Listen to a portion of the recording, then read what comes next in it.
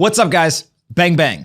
One of the most popular questions I'm getting right now is why all of a sudden is Wall Street and the political class so interested in Bitcoin and cryptocurrencies? I figured I'd take some time to explain exactly what's going on. So let's go back a couple of years. Every single major bank executive, all of the big investment firms, they were really bearish on Bitcoin and cryptocurrencies. I think they thought that it was a threat to their business. Here comes this new thing, and these people on the internet, they're talking about decentralization. They're talking about building an alternative financial system. If you're on top of the legacy financial system, you're not interested in any alternative version. You're not interested in somebody coming and disrupting you with decentralization if you're a centralized institution. And also, you don't like this idea of the quote unquote new money that you don't know who controls it or who's printing more of it. Instead, you kind of like the game that's already being played. You run a really large organization, you make tons of money both in revenue and in profit, and you're kind of one of the kings of finance, one of the kings of the world. But over the years, I think many of them had to start paying attention to it. They were like, this Bitcoin and crypto thing isn't going away. All of a sudden, my young employees that work in my business, they're talking about it. I see more and more people going on national television. More and more people are buying this thing. And wait, they're not even selling it once they buy it. These people, they're madmen and women. They literally believe that this stuff is going to be more valuable. It's a cute idea when it's a couple $1 million market cap. Maybe it's a couple $100 million market cap. Oh, it's even cute when it crosses over $1 billion in market cap. But now the market is over $2.5 trillion. Bitcoin alone is more than $1 trillion itself. And so these executives, these people who run these large financial organizations, they had to start doing the research. They started to hire teams. They started to individually go and look at what is this stuff? How does it work? Why are these people so convicted in the value? Next thing you know, they all started to realize, wait a second, there may be a way for me not to look at this as a threat, but instead as an opportunity. And that's exactly what the finance organizations should be doing. Bitcoin and cryptocurrency represents a new opportunity for Wall Street. They now have an ability to drive revenue. They have an ability to sign up new customers, and they have an ability to attract new talent by allowing them to work on this new, exciting, innovative area. So now Wall Street all of a sudden has flipped around in the table. They realized this asset class, these assets, they are not a threat. They are the new opportunity. If we want to grow, if we want to bring young people into our business as customers, and if we want to continue to drive revenue and profit, we have to embrace this. Obviously, once the SEC went ahead and approved the Bitcoin ETF, that was a watershed moment. We now saw the true entry of the first asset, Bitcoin, enter Wall Street. And boy, did Wall Street eat it up. Over $10 billion has flowed into these ETFs. It is the single most successful financial product launch in the history of Wall Street. Think about that for a second. The single most successful financial product launch in the history of Wall Street? Of course, they want more of it. And so now they're banging on the door. They want an Ether ETF. And eventually they're going to want a Solana ETF. And all the way down the entire coin market cap list, they want all the ETFs. Because ultimately, Wall Street realizes this is where the activity is, this is where the revenue is, this is where the users are, and this is where the future is. And that means that Wall Street has to get in the game. Now, on the other side, you have the politicians.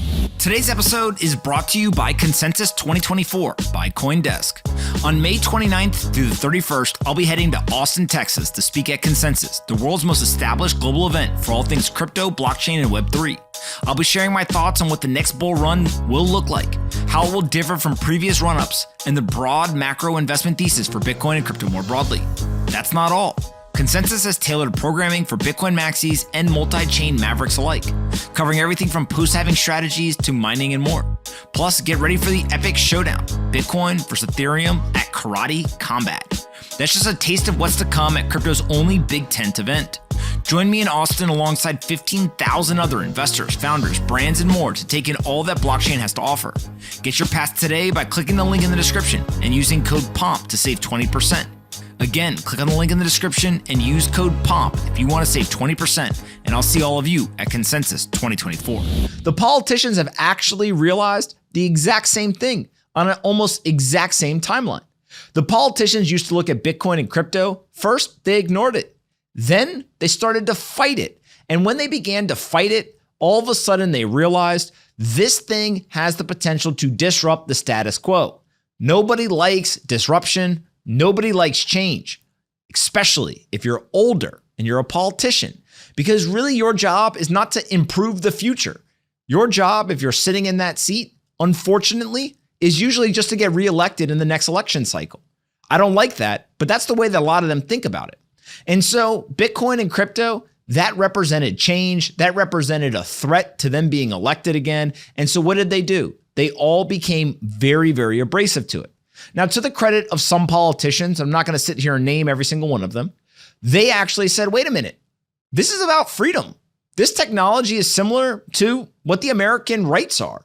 It allows people to have free speech. It allows them to have digital property rights. It's almost like we took the US Constitution and we put it into code. We've given every single person around the world the exporting of the American ideals now in a technology form factor. And so some of those politicians were early to embracing this technology. But then all of a sudden, President Trump, former president, came out and he said, you know what? I'm going to be the pro-crypto candidate. That happened just a couple of weeks ago. And by doing that, he drew a line in the sand. He explicitly stated in his speech at Mar-a-Lago, I am the pro-crypto candidate. If you hold cryptocurrency, you should vote for me.